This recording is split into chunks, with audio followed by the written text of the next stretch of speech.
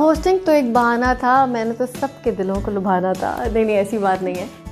Nadeem bag ने character बनाया है और नदीम बेग ने इसमें सोचा कि मुझे हिरा से कुछ अलग कराना है। मेरा पहला जो है उसूल एक्टिंग का है कि आप जो कैरेक्टर हैं आप वो लगें।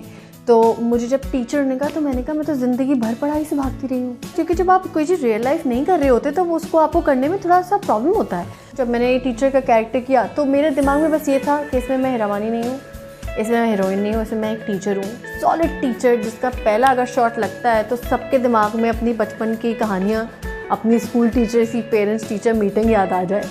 क्योंकि इसमें कनेक्शन एक बच्चे से है मेरा, वो आप जब देखेंगे तो वो मेरे दिल से बड़ा करीब है।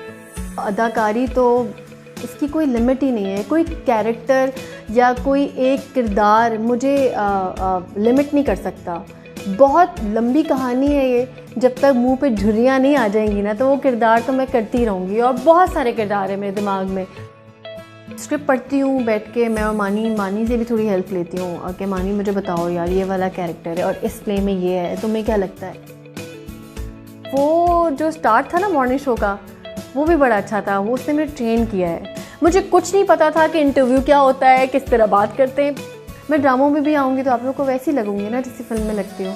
तो बस मैं फिल्म इतनी मैटर नहीं करती, बस हिरा मानी से प्यार करते रहे, वो चाहे ड्रामे करे चाहे वो कुछ भी करे तो अच्छे करेगी इंशाल्लाह।